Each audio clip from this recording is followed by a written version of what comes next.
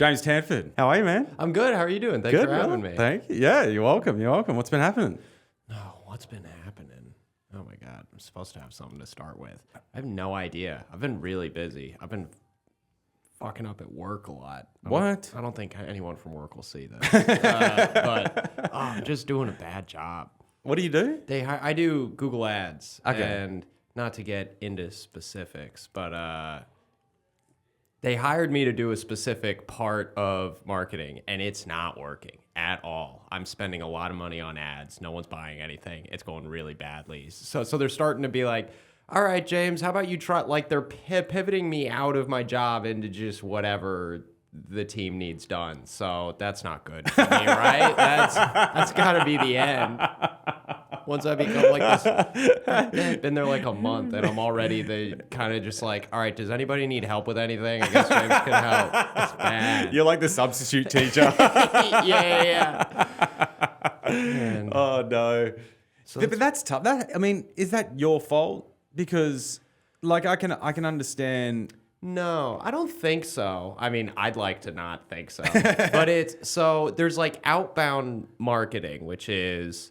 I do health insurance. So someone fills out a form, and then our agents call them 100 times, and they go, that's spam, and they hang up. And then there's inbound, which is way more competitive in health insurance because it's someone calling you directly going, hey, I want health insurance right now. So it's way more valuable, and my company's really small, and we're competing against like United Healthcare and all the big players, and we just can't afford the ad space for inbound. So they were like, you do inbound. And I was like, sounds good. And within two weeks, I was like, all right, I've spent $4,000 and nobody's enrolled in a plan. And they're like, all right, no more inbound for you. This is over. Okay.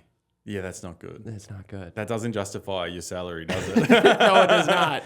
But do other people have a track record of it working? No. Like, It's the most competitive space they have, but my old company was doing that. But I had all the ads already running, and I just kind of fine-tuned, and now they want me to start from scratch and build the campaign from the ground up. And within 3 weeks, I was like, all right, guys, I'm done. This is not working. I'm losing money. well, I mean, can you really judge a book by its cover just yet? I mean, isn't it just... Obviously, if you've got budget constraints, it's one thing. But if they have a bit more money, is it worth just playing around with it and just... being more experimental and the problem I don't know, putting some tits on the ad or something that always works, right? Yeah, old people do love flash that. a nip. See, these are good ideas. The problem is they all require me working a full day, and I work from home, so I do about 45 minutes in the morning, and I go, all right, well, that was my try for today, and then I go smoke a bowl, go to the gym, you know. Yeah, okay, well, they should fire you. Yeah, probably. It's funny, too, because in the interview process, like, I've been doing my job for the last, 5 years, and my company was hesitant to give me a raise, and so I went to this place, and they had a salary range, and I asked for more than the max. And they were like, well, we can't really do that. But they pulled some levers to give me more money than they could actually afford. And now I'm doing a terrible job. Absolutely terrible job. How are you doing? I'm good, man. I'm good. I did my very first shift at St. Mark's last night. I'm working there as a bartender now. Oh, sick. Yeah. Okay. So in exchange for stage time, or yeah, so I can get you get a choice. You can take an hourly rate and tips, or you can do tips and stage time. Okay. So that's how they pay you $2 an hour. It works out a bit more than that. I made a pretty decent money last night, but it's still when you put it to an hourly rate, it's not amazing, but it's better than barking. It is a lot better than barking. Because, barking, you get there, an hour and a half early or an hour and 15 early. Then you end up barking for 20 minutes past the show time. So you're kind of standing at the front for nearly 2 hours when you think about it. And everyone hates it. Do your listeners know about barkers? Yeah. Okay. Yeah. So they're familiar. And everyone hates that we're out there. Oh, dude. I mean, the majority of the people. Like, how sick of it would you be if you lived on that street and every time you walk in home? Every day, comedy show, get your comedy show here. Oh my God. Though that street also has, you're competing against the goth kids who hang out on the stairway across the street. Explain the goth kids. So I don't know how to describe this street, but there's this kind of alty, vaguely sex store deal going on. And then every evening, all week, there's this squad of like 20 adult goth people who hang out. One time I walked by, they're always like some sitting on a stoop smoking cigarettes, some like fake fighting, causing ruckus. One time I walked by and they were like sword fighting. It's really weird. I don't really know who they are, but they're there every day. And they are the most degenerate looking people that I've ever seen in my life. Yeah. And like these guys, they look atrocious. Like these guys have got mohawks, they're covered in tats. They look like as goth as you can get. And they're like fighting age kids, you know? They're like between the age of 18 and like 25. I'm like, no one is employing these guys. No. Well, that's why they're hanging out on a Tuesday afternoon at St. Mark's Place. They're fucking gross, playing with man. nunchucks. And they've got the biggest chips on their shoulders. Like, even if you say like hi, they're like, yeah. Well, it's so interesting to, like, you watch movies and there's always like the three goth kids sitting in the corner like, school sucks. Yeah. My parents hate each other, you know? But I've never seen real ones before. This was my first experience with like, oh, you're actual like stereotypical goth people, but you're not high schoolers anymore. You're just like adult angsty now. It's weird. It's so weird. I don't like it. Yeah, I don't like it either. It's a cringy feeling when you get near these guys. You would not want to be locked in a room with these guys. Oh. Locked in a room with them on one side and someone trying to sell you comedy tickets on the other side. That would make people go to the show. Maybe we should utilize these guys. Yeah. They should be like the human barricade. Yeah, they could kind of like swarm a little bit as someone walks by and kind of force them into St. Mark's. Guys, the only way out is in. $20 for your services. A 2-item minimum, and you don't have to talk to these people ever again. But yeah, it was fun. It was kind of I've done a little bit of bartending working in a hostel when I was traveling. But that was just serving beers and making like fruit smoothies and stuff for backpackers. So yeah, this was fun. Comparatively different, a little bit hard. Like there was it's like not hard in the sense of it being a hard job, but you've got to remember, you got to look at the screen and go, all right, I've got 7 or 8 of the same drinks. I've got to remember this. It's just like, you're learning yourself a new skill, a new way to think and how to be efficient with the way that you do it. So how do you feel now I think a lot about like when I go to a restaurant and one of the waiters, there'll be like 6 of us at the table and they take everyone's order, but they don't write anything down. They just lock it in and I always go, all right, well, I'm not getting my food right. And it's always right. I don't understand how they do it. Dude, I was talking to this about my wife like a week ago. I went out for dinner on my birthday and we went to a really fancy restaurant. She every once a year she'll take me out somewhere really, really nice. And I'll do the same for her on her birthday. And the guy, I was asking her, because she used to work in restaurants, I said, how do people remember orders? And she's like, they just do. They've just trained their brain to do it. And I'm like, okay, fair enough, 2 people. But what about a group of 10 or 12 or 15? They do it. I've seen it. It's fucking amazing. And I can't even remember what I had for breakfast half the time. Totally. It's unbelievable. I met a guy, I know a comic, and he does a lot of hosting. And I said to him, how do you remember the names? Because I always struggle when I have hosts that I'm always looking at my notepad the very last minute because I don't want to forget the name. It's probably more anxiety as well, of not wanting to forget. Oh, totally. But he said his trick is when he's saying the name to himself, he clenches his hands and he does this and he'll say the name 3 times, like James Tanford, James Tanford, James Tanford. There's a lot of anxiety. I can feel it. But I feel like you're also probably, I think part of it with hosting is, are you thinking about your material also? No. Or is that locked in and you're just No. forgetting the names? Yeah. Oh, okay. I'm Never not. mind then. I don't have. Some things I have a very good memory for. Some things I really don't. Like some things I like. I can meet someone like 10 times and I'll just forget their name, but I can meet someone once and I'll remember their name. I don't know. There's no rhyme or reason to it, and sometimes it's very frustrating. But I've just kind of come to accept it. I've always been like that my whole life. It's not. There's nothing new. Even when as a kid, like I would come to school the following year, and I would be like trying to do math of what we did the previous year. And I was like, I can't even remember that formula anymore that I got an A of last semester. Yeah. So So it's always been, some things I really retain really well and some things I just don't. It's out the fucking window. Yeah. What do you do? Like, have you had those moments where you like meet someone for the first time and then you like introduce yourself and then they go, "Oh, yo, we've met before. You're James, right?" And I'm like, "Oh shit." Yeah. Yeah. Dude, I keep notes on my phone. So I have notes on my phone of people that I meet, and I'll put like and so if I see them in a distance, I'm like, quick, give it that. Like, scroll through. James, how are you? That's so funny. But going back to the birthday dinner last week, so the waiter, it was just Mel and I at dinner, and when he took our order, he actually pulled his notebook out and he wrote it down. And I was having like a discussion with Mel a week before about the same thing. She's like, no, all the good waiters don't, they'll remember because they've been doing it for so long. And this was a very nice restaurant. He was a very nice waiter, but he pulled his notebook out. And you know what?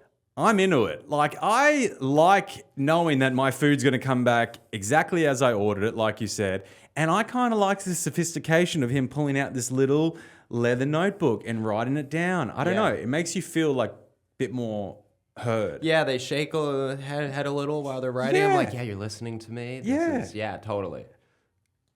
Waiters, pull your notebooks out. We want notebooks back, all right? Mm-hmm. We don't want this memory bullshit. We don't trust you. I will never trust you. Make my order more complicated on purpose just to see. How's your memory? Well, I smoke a lot of weed now, so it's getting worse. That does not help. It's always been, you mentioned it earlier, I'm very good at cramming everything in for about 10 minutes and then it's gone forever. But I'm bad with names.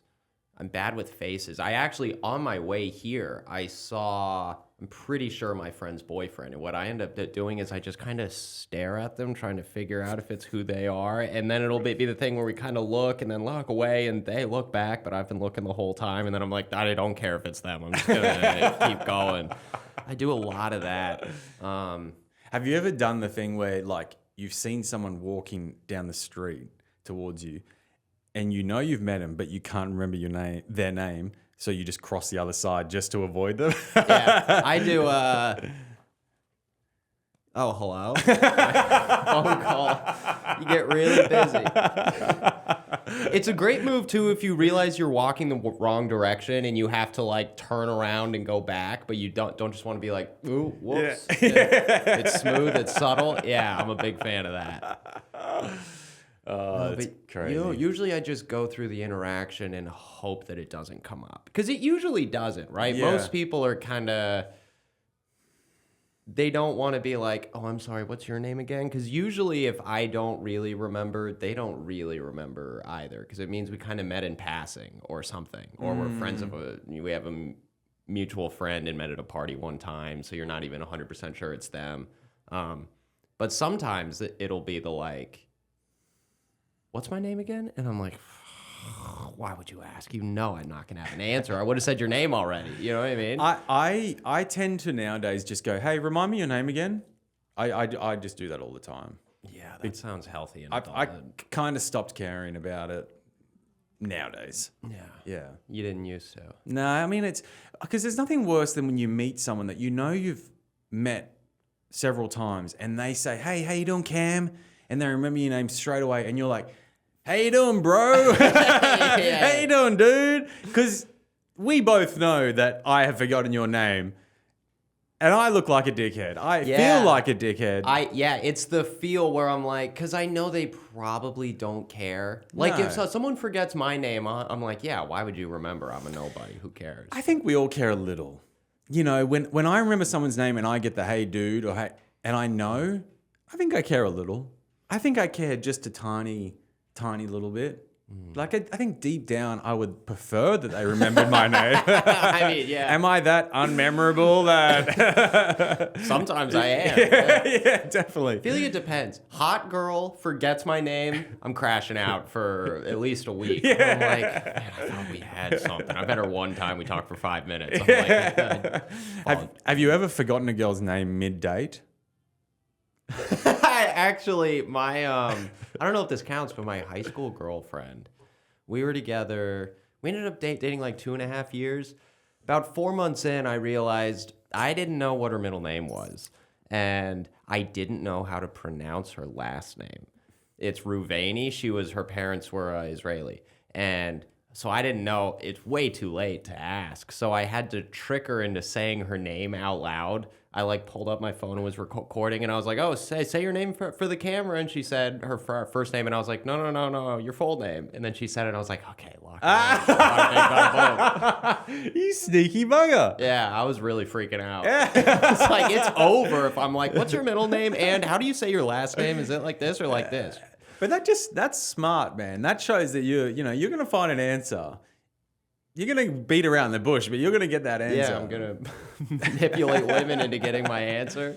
Dude, I've had several dates where I've had to like go back through the Tinder profile and be like, oh yeah, totally. It's Laura, okay. Yeah, we're on it. Especially on the dating apps, it'll be walking like I'll be at the bar. I'll get there like 5 minutes early. And I'll be like, okay, who am I meeting again? Okay, she looks like this. Her name is Catherine. Okay. Yeah. It's a thing. Especially if you're talking to several girls, it's like... Well, that's not usually my problem. I would, back in the day, I would have like a few on at the go. So it was like, all right. And then you get the issue of, I don't know if you've ever had this, of like forgetting which conversation you've had with each person. And then you just go, is that not you? Well, I was talking to someone about it. All right. And they're like, let's get the checks. And then when you're like I would have to like, if I hadn't messaged them for like a few days or half a week, and then they messaged me something, I'd have to like go back through the messages and then read through them again and be like, okay, this is what we were talking about. This is now I know more about her again that I've already forgotten. Yeah, the 3 things that I learned about her in the week that I've already forgotten. So how did you meet? You said Mel? Yeah. How did you guys meet? In Australia. She's a citizen here, but she's Australian. Mm-hmm. And I met her at a bar in Brisbane. She was back visiting friends and family, and I approached her at a bar. Was she sitting by herself? She was sitting with 2 dudes. And Whoa, yeah. So that's a Hail Mary. I had a male friend, but the bar was really busy and they had 2 seats at the end of their table. So we went up and sat down. I just spoke to the male friends. I completely ignored her. Like, I didn't even look at her. I wanted her, but I completely just ignored her. Move, I gave her the coldest shoulder.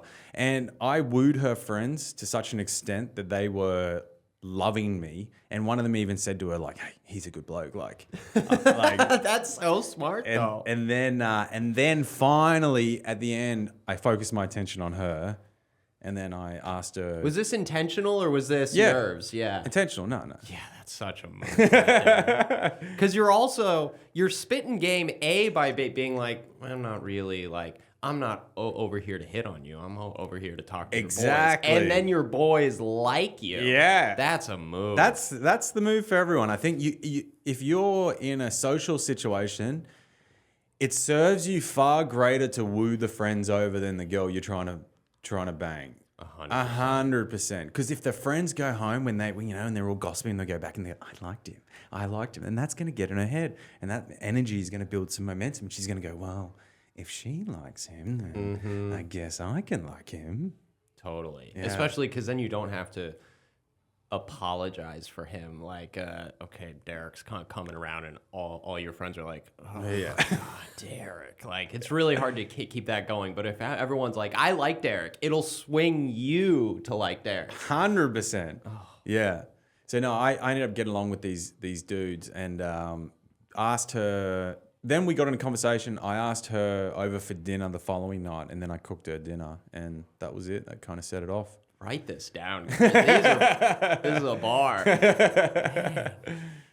So yeah, are you dating? Are you taken? Single boy? single. Nice, mate. Single in New York City. Yeah, it's awful. What? It's awful. How? How is it awful? I think there are just too many options for too many people. And I'm not an interesting enough candidate right out the gate. That's not true. I'm also I think some of it is I'm way too available. Yeah. Like, your move was to go up to the bar and woo the friends and then kind of go over to her. Mine is like I go up and I'm like, I'm in love with you. Somebody from the cross side of the bar. I will quit my job. Are we moving somewhere? Do we have a house? What do you like? Like, when I like you, I'm full speed ahead immediately. And I think for a lot of people, it's just, they get the ick. Okay, yeah.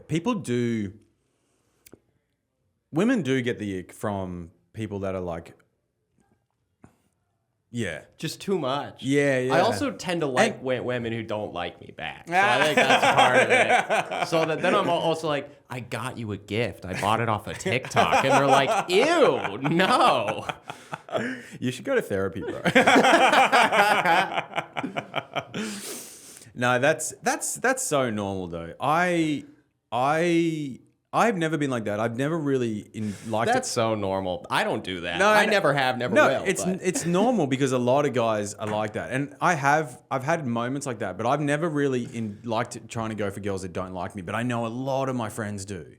It's like very, very common, and I don't know what it is. Is it just that? Do you think it's the embedded human nature in like that caveman likes the chase, likes the fight, likes to run after his prey, like? You like the challenge. I mean, I go for the challenge. I don't know if I like it necessarily, but there's also something about, I mean, it's what you did. It's you didn't talk to her and you talked to the friends, but you're kind of crushing. And it's like a level of intrigue and distance. I don't know. There's something about the unavailability. Because usually what'll happen is like you get a little bit of a signal, but not a clear one. So then you're just thinking about you're not thinking about, do I like her or not anymore? You're thinking about, does she like me or not? Why is she being so cold? That's weird. Yeah. And like that takes up your headspace. And so you kind of start to obsess. Yeah. And then you start buying them gifts and, I've definitely obsessed about people. Oh, yeah. 100%. And I've had my heart broken plenty of times. And I've broken hearts as well. And so I'm sure it goes both ways. But yeah, when you get to that point, there's sometimes a point where you kind of lose control. You're just like, I really want this person. Why doesn't she like me? I start journaling again. Bad time. So did you grow up in New York City, James? Indiana, born and raised. Ah, there we go. Cool. It was Bloomington, Indiana. Shout out Bloomington, Indiana. It's where Indiana University is. My parents were academics. Cool. Grew up there. Went away to school all the way in Ohio. Oh, nice. And then went back to Indiana. Was doing stand-up there for a while. And then at some point, it's like, you got to go. Especially being in your hometown. It's like all your friends, you see everyone growing up and settling into their hometown. And at some point, it's like, if I don't leave now, I'm never going to leave. So get in your car, drive over to New York, fumble around for a while, and then you kind of get your feet settled, and you're off to the races. Nice. Having a nice time. Nice. How long have you been here? 1 year now. Okay. Yeah. Have you adapted to it? Yeah. Yeah, I have. I went home a few months ago for 5 weeks. Where in Australia are you from? Brisbane. Okay. Oh, you're from like a city. Yeah. I think there's 4 million people in Brisbane. Oh yeah. So it's pretty decent size. I went home recently. So up until going home, I was like, oh, I love New York. I'm never coming back. And then I went home from my brother's wedding. I've got a triplet brother. I'm a triplet, so I got a brother and a sister. Whoa! Yeah, and went home for his wedding. Can you tell on sight that you're triplets? Or? You can tell we're brothers, definitely. You can tell the three of us are triplets, yeah. Mm-hmm. But we're not like we're like three separate eggs. So we're IVF. Oh, Yeah. interesting. So we look similar, but we're not identical. Yeah. Same like parents, like same mum's eggs, dad's sperm, but mum couldn't get pregnant naturally. She got pregnant. So I have 2 older sisters that are twins. And then there's a 2-year gap, and then it's the triplets. So mum was pregnant before. Holy shit. Yeah, mum was pregnant before the twins, and one of the baby, the fertilized egg or whatever developed in the wrong area. I don't know. I'm not a doctor. I don't know about the woman's what do you ever call it? Anatomy. Yeah. But so then something happened. They had to remove it, and she couldn't get pregnant naturally. So then we were then all conceived through IVF. My older sisters were like the first frozen embryos in Australia. So like that was like the early or Queensland, my state, one or the other. That's like the wild west days. Whoa. And in they're just trying shit out. Yeah, man. And in those days, they put in like multiple fertilized eggs because they wanted it to have more odds of taking. Whereas nowadays they don't do that. Ethically, they'll only put in 1 now. Yeah, I was kind of going to say this: how you end up with 5 kids on 2 attempts. Yeah. But I went home from my brother's wedding, and I spent 5 weeks at home, and I really enjoyed it. I was like, wow, what a great city I live in. What a great country. I really appreciated it. And it took a while. I've been back now for like 6 weeks. It took me like a month just to get my feet back into like, okay, I'm here now. This is it. This is what I've chosen to do. Nearly every day I was like, I want to go home. I want to go home. I want to go back to my life. This is hard. Totally. Yeah, I want to go. But I think that's what your mind always wants. Your mind always wants to take you to the easy place. Yeah. You and know? your hometown is the easy place. It's Yeah. comfortable. A lot of your friends are still there. Yeah. And New York is just a fucking hard city. It's hard. It's hard every day. The train's canceled. Someone tries to stab you on your way to the bikes. Like it's a disaster. Yeah. And it's just like my home city is so beautiful. It's just aesthetically gorgeous. And we got an awesome river that runs straight through the middle of the city. Everything's beautiful. Everything's clean. We got beaches, like a short drive north or south.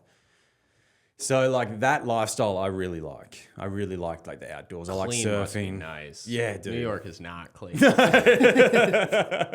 One of my first weeks, I walked by this guy who was face down on the sidewalk, and this smell. I'd never smelled anything like it. Oh, from the guy? Yeah. Yeah, dude. And then I walked back about 10 minutes later, and there was an ambulance and a bunch of people. It was a dead guy.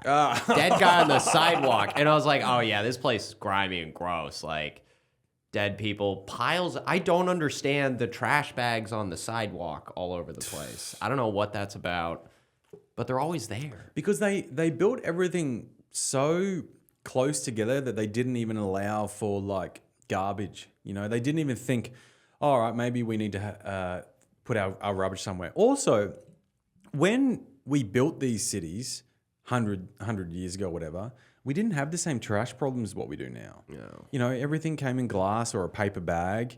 You know, like the trash that people must have used would have been nearly nothing. There would have been some food scraps, a few glass jars, which probably all got recycled. Then, like my parents would say back in the day when I don't know if they had this in America, but when my parents were growing up, they would have a milkman and he would deliver the cartons of glass bottles of milk.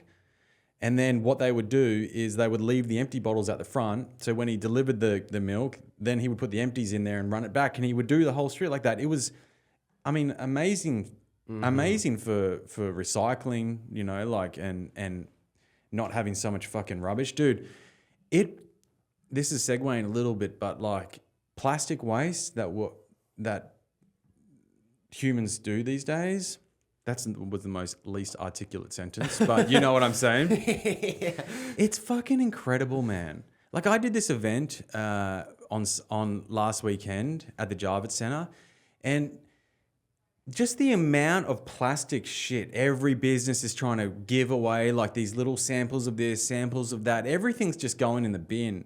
It's just one-use plastic crap. Like we are all going to hell. Sometimes it's not even going in the bin. I'll be honest. If I'm walking down the street, especially in Brooklyn, there'll be 8 block radius where there are no trash cans. So I'm just like, well, kind of let it go and just keep going. What do you got to? Yeah, I know. What can you do? No, It's fucking awful, dude.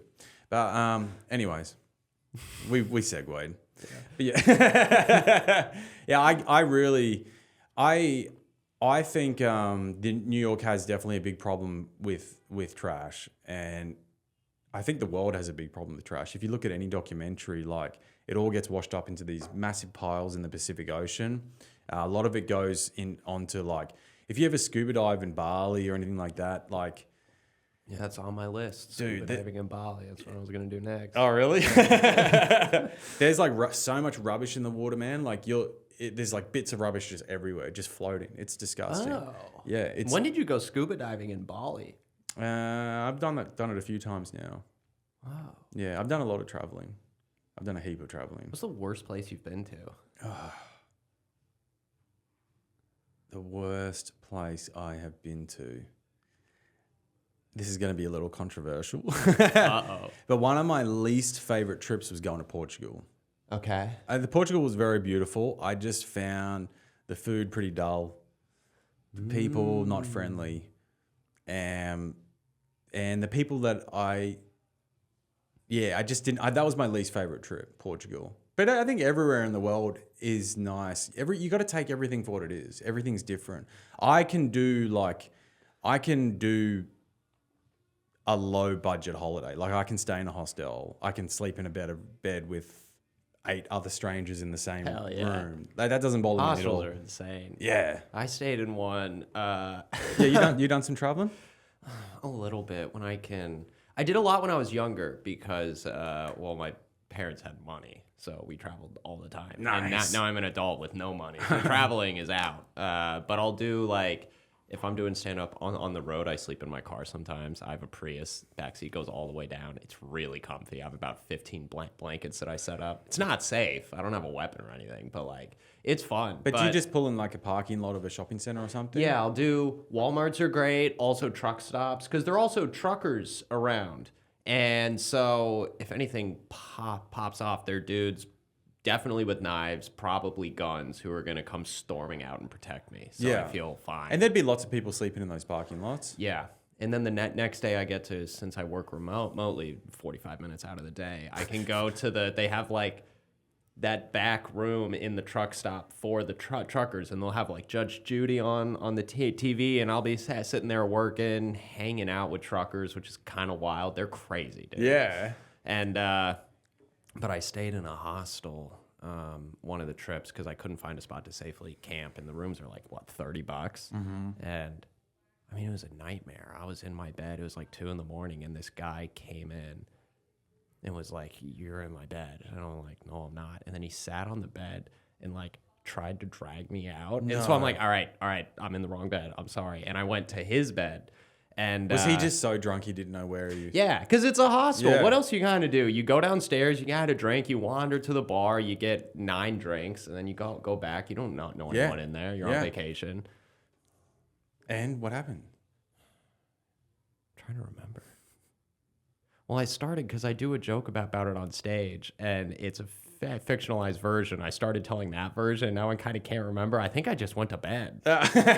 We can cut this part of the story from the podcast. Dude, I was in a hostel in New Zealand. You say hostel. Hostel, yeah. What do you call them? I say hostel. Hostel, yeah. We call them hostels. Same shit. Yeah.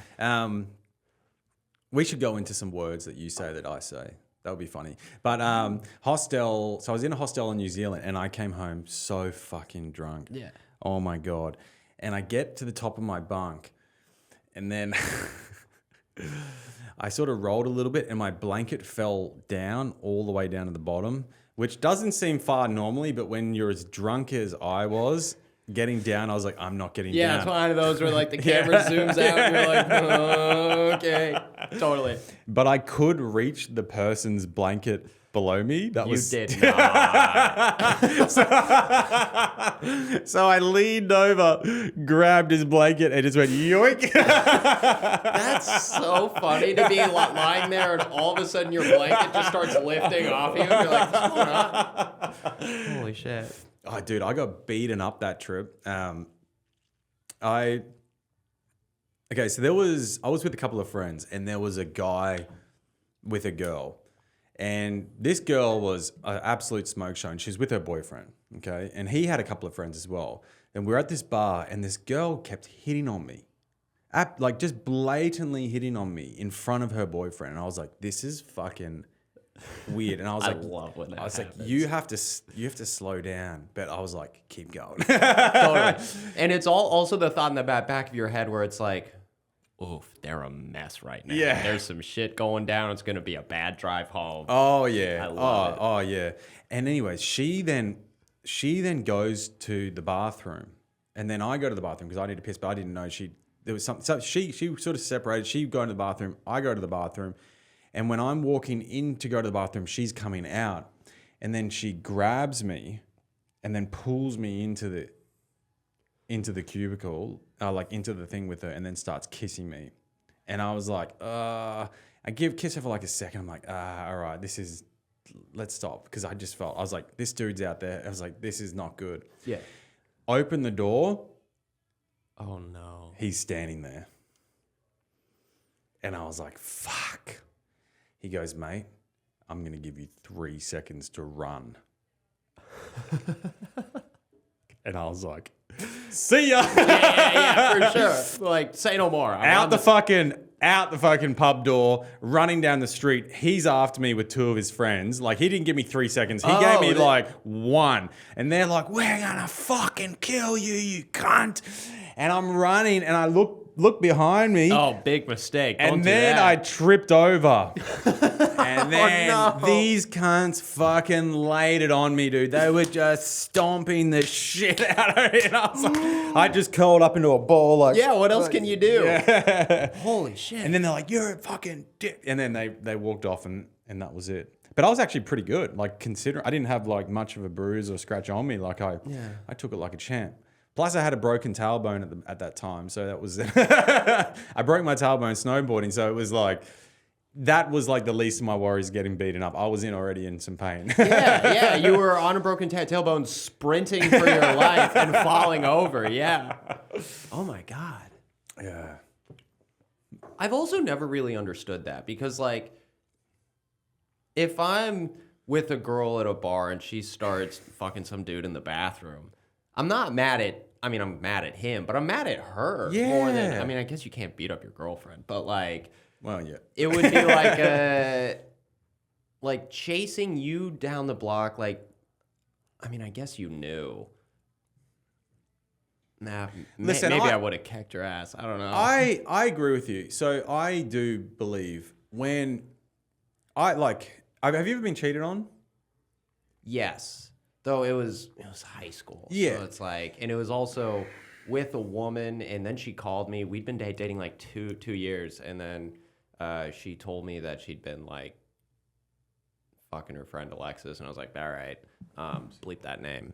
There we go. You can just like 45 minutes in. It's No, time you're to good. be You're like, good. "Mic's Just off." because you're sitting back a little bit more now. So But she like fell in love with her, and so it was like, oh, this isn't about me anymore. And so it was not like, oh my God, I got drunk and I hooked up with a guy at a bar. It was, I'm confused about my identity right now. And so I kind of was like, I don't know, it felt different. It was more nuanced. Yeah. Have you been cheated on? Yeah, I have. Yeah. And what I was going to say is I didn't blame the guy. I blame the girl. Yeah. Yeah, because it's not, how can you blame the guy? Like, he's just going, he's going off the signals that other person is giving him that she shouldn't be. Yeah. And like, if you're dating someone and hitting on me and I'm like, are you single? You're not going to be like, no, I'm in a happy relationship. I just want to see where this goes. So Yeah, 100%. Yeah. I was going to ask you, so you've done some touring for comedy? Sort of. I hit up my friends in different cities. Nice. I'm like, can I do your show? And then I sleep in my car. Yeah, nice. Because you've been going at it for a while now, haven't you? Yeah, I've been doing it like 6 years. Nice. Yeah, 6 years. Hell yeah. Like my first 4.5 in Indiana. Then again, you got to go. So Yeah. New York. Yeah. How are you finding it so far? Like, how are you finding being in New York and like getting into the scene? And It took a minute. Because it's so, I imagine the transition for you, like you lived in a big city before, but I did not. So everything. What was your city like? Trying to think of a good comparison. I mean, it was a college town. So Indiana University is big. It's got 40,000 students, including grad students, which was maybe a third to half of our town. So like in the summer, we probably had 60,000 people there. When the students came back, about 100,000. But it's very like, our downtown is like 3 blocks, and then it's residential. You can drive from one end of the town to the other in 15 minutes. And then I get here and I'm like, you know, getting on the train. I end up in New Jersey. I don't know how to get home. I call an Uber. It's like $300. I'm like, I guess I live in Jersey now. Like, I can't get home. And it was a lot of, you know, I had some friends, but the stand-up is so different out here because it's all go, go, go, go. So you go to a mic, and it's one of those, like, I don't know anyone here. And no one wants to talk to the comic who's not funny. So it's, oh, my God, if I don't do well at this mic, it's not just I bomb at stand-up. It's, oh, I don't make any friends today. And I was bombing constantly. And it just took a second to adjust to the pace of the city and how to move around, how to afford things. I did not make enough money to be here. I was like stealing groceries. I was hopping turnstiles, and I was still losing money. And I was like, how on earth does everyone do it? And then I found out, well, everyone makes way more than I do, or their parents pay for it. Yeah. Or, I mean, you're doing a lot of internships. Yeah. So I make fuck all money. Does your wife make money? My wife makes money. Yeah. All right, that's the dream right there. I came with my own money though. Okay. I got my own savings, but my wife covers like the majority of the house expenses. Yeah. So yeah, Oh, I'm very lucky. You guys have a house here? Well, she rents an apartment. Well, we rent.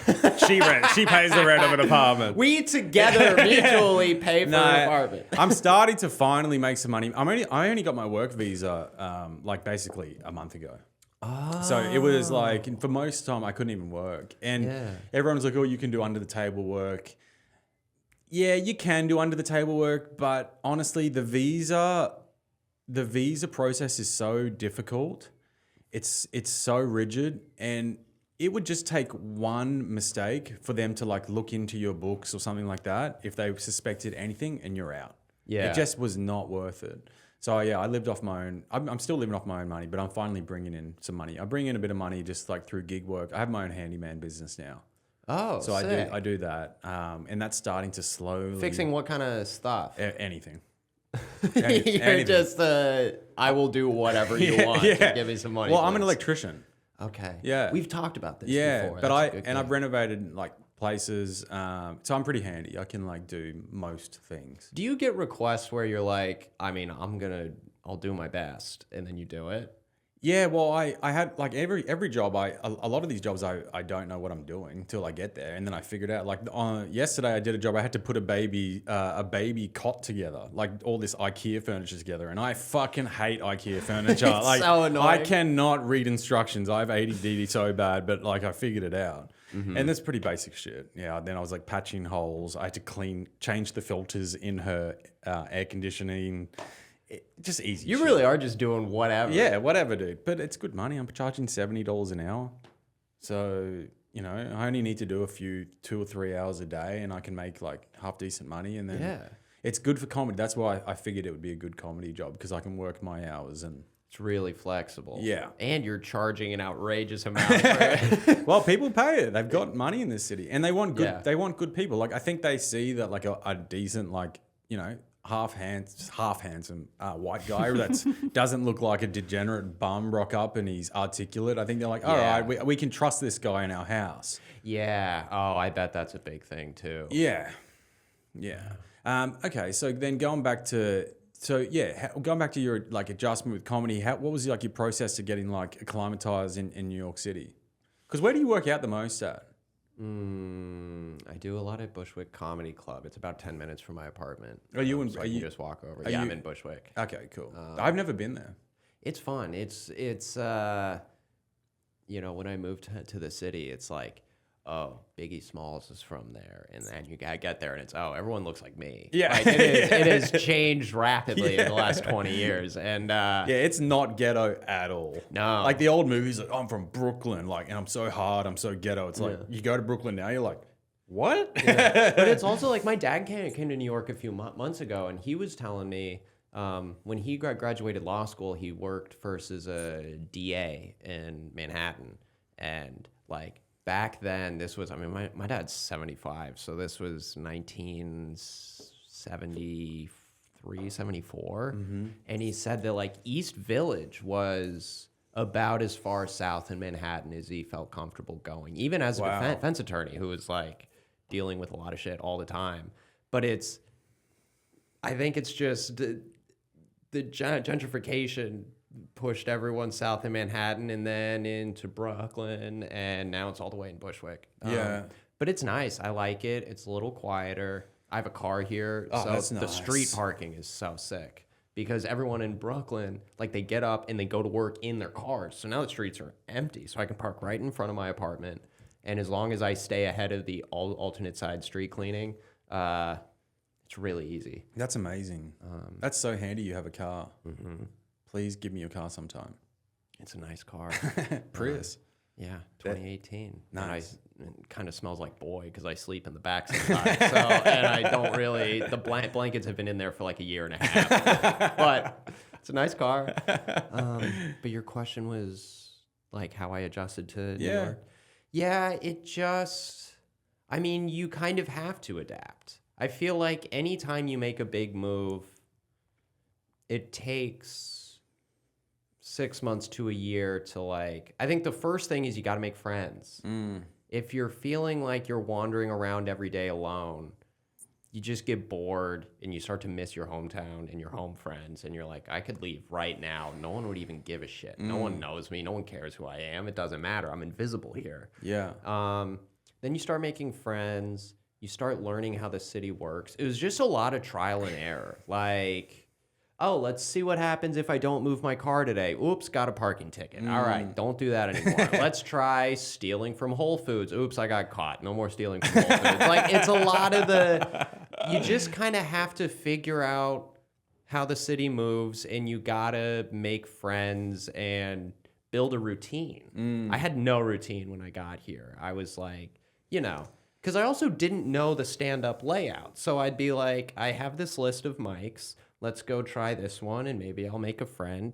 And I show up, and there are 100 comics, and I don't get on the list. So I'm like, all right, let's go to this one. Maybe I'll make some friends there. And you go to that mic, bar doesn't even exist anymore. And you're like, all right, that's not here. And then you just go home, and you're like, all right, today was a wash. Let's try again tomorrow. Yeah. And after a while, you kind of start to build a little schedule for yourself.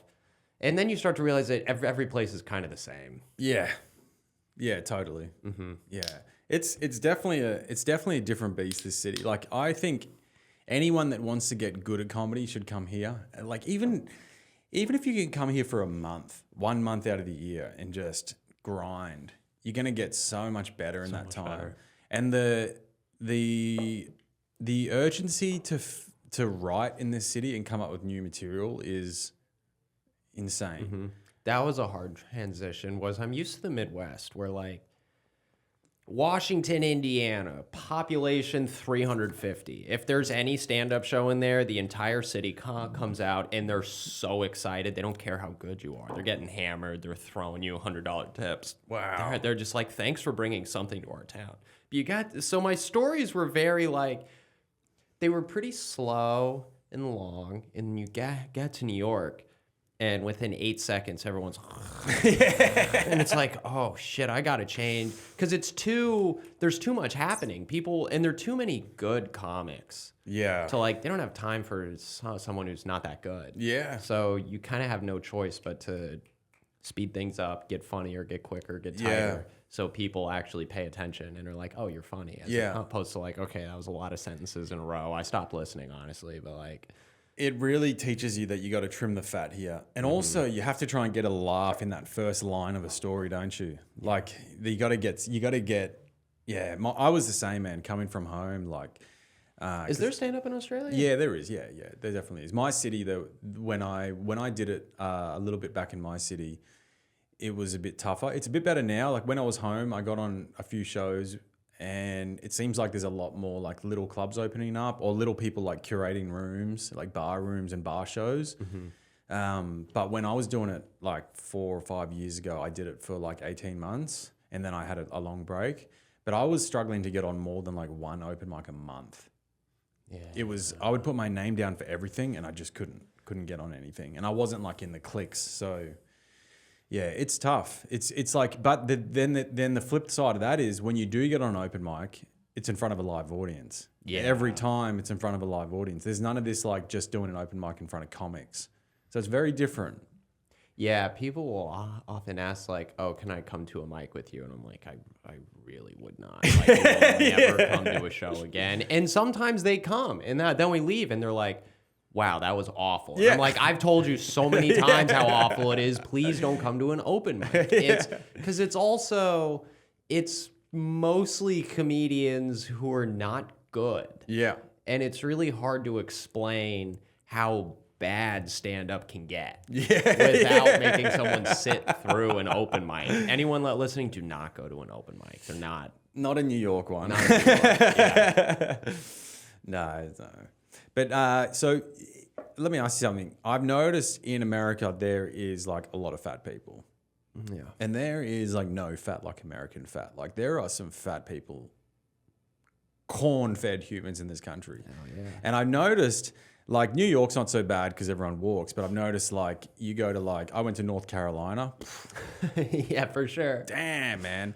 And when I was flying home recently, I got stuck next to one on a flight. And this guy was so goddamn fat. Like he was pretty much like sitting on my leg. Mm-hmm. And I know this is like been brought up before, but I can't see why these guys don't have to pay for 2 seats. Because I tell you one thing, when I travel with my surfboard, they measure it every time, and if it's oversized, I have to pay extra for it, and that goes under the plane. Yeah. Do you not think there's something wrong with that? How do I feel about that? I'm so skinny, and I'm such a people pleaser that usually I'm like, you know what, you can have most of my seat. That's fine. I'll just kind of squeeze in over here. I guess the counter is, where does it end? Like, it starts with people who are a little bit too large for one seat. And then it gets into, okay, what happens if you, I don't know. Dude, this guy smell was like shit. Or this guy whatever. was No one so wants to sit big. next to you. This guy's so big. He needed 2 seats. He was huge. Wasn't He was there a fucking monster. And like, I can't understand how, like, they can charge you for a surfboard, or like if you've got a carry-on bag, they measure it and they put it on the scale and they weigh it, but they don't do it for humans. Like, I'm not trying to be a cunt. I just think it's hypocrisy. I just don't think it makes sense. What you're saying is, if you can't fit in a seat, they should put you under the plane. Am I hearing you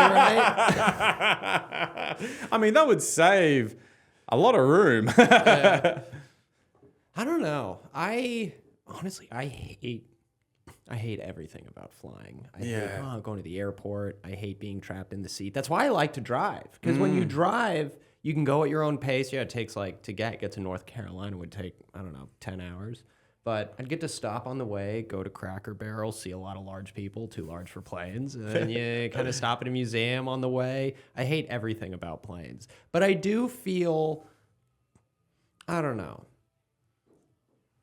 It doesn't necessarily, because also you're paying for 2 seats, but you still have to sit in one. If there was a way that they could like double up, maybe instead, have some extra sized seats on the plane. Well, they do business class. That's it. I mean, that's it. Okay, fair point. Or premium economy. That's yeah. Free upgrades. I don't know. It was a little frustrating for me. I'm not like, I don't want to be like cruel, but I was like, this is absurd. Why do I have someone sitting on my lap when I paid for my seat? How is that fair? I was on a flight once, and there was this girl sitting next to me, and we were hitting it off. We were having a nice time, and then about halfway through the flight, she pulls out this baggie of just a handful of pills and goes, boy, I hope this is Xanax this time. And she takes 2 of them, and within 5 minutes, she is passed out in my lap on the flight. And I I kind of like lift her up a few times and she just drips right back down on my lap. Literally head on your lap? Literally head on my lap. I probably sat like that for 2.5 hours. And then she wakes up right as we're landing and was like, I'm so sorry. And I was like, it's fine, I guess. What am I going to say? She's barred out. Like, she's still not fully conscious. It was definitely Xanax that she took. Have you ever taken Xanax on a flight? No, I usually just take an edible. Yeah. I'm concerned about, I've had friends who have really become barheads and like, Xanax bars? yeah, passing out. One of my friends passed out. He was taking a bath, which he never takes baths, but he took 3 Xanax, I think, and he almost drowned. Wow. And at that point, I was like, uppers for me exclusively. I love uppers, but I don't like feeling I just get I tried Xanax once, and it just, I wasn't fun to be around. Just kind of sitting like this. No, then it's not a party drug. No. I've taken plenty of Xanax for like coming down after like a big festival or like a big night out. But if you wake up in the middle of like if I take a Xanax and go to sleep and I wake up and I go to the bathroom, I can't walk properly. Yeah. I'm like completely retarded. It's crazy. Yeah. It's bizarre. I don't know how people can do that and then like try and party or drink on them. No. That's fucking wild. Well, one of my friends was, I asked him once, he was one who almost drowned in the tub, and he was bipolar 2. And I asked him about Xanax, and he was like, I've taken a lot of drugs. Xanax, including like one specifically like bipolar medication. And he said, Xanax is the only one that makes my brain stop. And he was relatively functional even on multiple, besides the time that he passed out in the tub. He would like take a bar or two and be pretty conversational. And a lot of it took the 5 or 6 thoughts that he was having in his head at the same time and turned it into one thought. So he was able to like function a little bit. And then he would start to overdo it and then, pass out in the tub. But that made a lot of sense to me. But for me, I only have one thought at a time, all the time. I'm like, where am I going? Who's that on the street? I need some coffee. It's never, my brain doesn't feel loud. So when I take something like Xanax or get too drunk or whatever, it's just, I'm having no thoughts at all. I'm sitting like a zombie. Oh, wow. My brain feels loud all the time. My brain is always just like skimming the universe of just thoughts and like going down the spider webs everywhere. Yeah, You should take more Xanax. Well, I meditate every night. I think that's helped. That definitely helps me get like at least be able to wind down in the evenings. But during the day, it's a lot. Sometimes I constantly I'm like, oh, this is awful. I'm stuck in my fucking head. I can't get out. Do you sleep well? I do now, but I've got a routine. I have a routine every night that I do. I meditate for like 15, 20 minutes. And then I don't, that's when I turn my phone off before or like put it on like airplane mode. And then I have a Kindle and I'll read like 5 or 6 pages of whatever book I'm reading. And by the 5th page, I'm tired. Yeah, you're ready to go. And then I'm out. Yeah. Okay. Big reader over here, 5 to 6 pages a night. Well, that's just all I can do because I start getting tired. I'm like, yeah, I'm reading the Nelson Mandela autobiography at the moment. Oh, it's really good. Totally recommend it if anyone wants to get into a book. That guy's incredible. The journey that he went through is... South Africa was a crazy fucking place. Like, I know America had all the sort of racism and segregation and stuff, but South Africa was on another fucking level, man. Like, these guys couldn't even vote in their own country. Like, they were... And not that long ago. Not long ago at all, man. This was in like the 50s and 60s. I'm up to like the part where it's 50s and 60s. I don't know how much further it goes, but I think it goes a lot further. I think apartheid ended in like the 80s, but I'm not too sure. I'll get there. But like they even like had rules where they like legislated certain areas to only be white. So if there were black communities in this area, they just literally came through with the bulldozers and just kicked them out. Yeah. It was insane, man. How racist these guys were. I wonder why. I wonder why the human species gets that bad. Like how they can turn that much Because you hatred can't. towards a certain race. I think it's what's that effect, like the mob mentality, essentially. Like, the more people you have in a group and everyone kind of feel, I think the natural human instinct is like othering people and things, where you're like, this is familiar to me, this thing is not.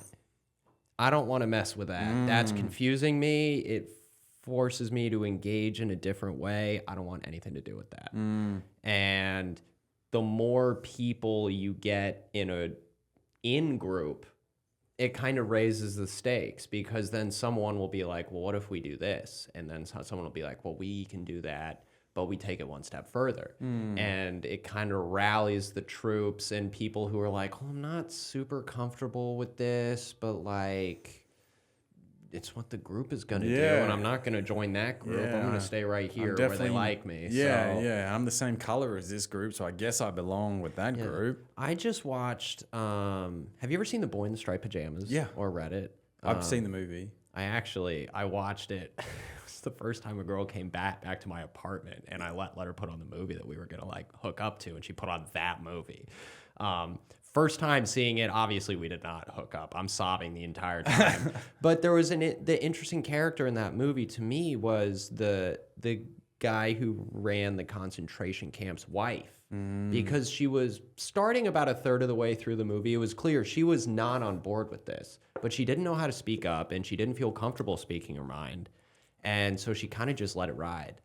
And I think that's the thing that allows, like, you know. Yeah, I know what you're saying. Yeah. Yeah. It's like too many people just become silent and silent observers. Yeah, it's like what's happening in Gaza. I know this is pretty, like, I mean, we all know what's happening there. It's fucked up. It's pretty much. I'm hoping to say this. I feel like it's a genocide going on there. Like, they're just fucking wiping out these people every day. There's now like news articles of like the IDF firing on the Palestinians going to get food, and they're wiping out 40 or 50 a day. And it's like, well, we all know this is happening. The whole world knows this is happening, but what are we doing about it? It's no fucking different. This is just a microcosms repeating themselves everywhere in every situation. So we're all fucked. One thing I did want to ask you before we go, because we've got to wrap this up in a second, is you've developed a pretty good Instagram following, so well done for that. It's actually really inspiring. Thank you. How do you deal with, if you do get any, how do you deal with any hate? Do you ever get any negative comments on your stuff? And honestly, not really. I think it helps that I'm not a woman. I definitely like my female friends who have followings. It's crazy. Yeah. They're getting DMs. They're getting people in their comments like, oh, women trying to be funny. Like, they get a lot of that. I just get, if I post something that bombs, everyone just doesn't look at it. Gotcha. But I get some, you know what's funny is I get a lot of people DM me, and they think I'm famous. And so they don't think I'm gonna see the DMs, but I'm just like a loser in his apartment. I see all the DMs, obviously.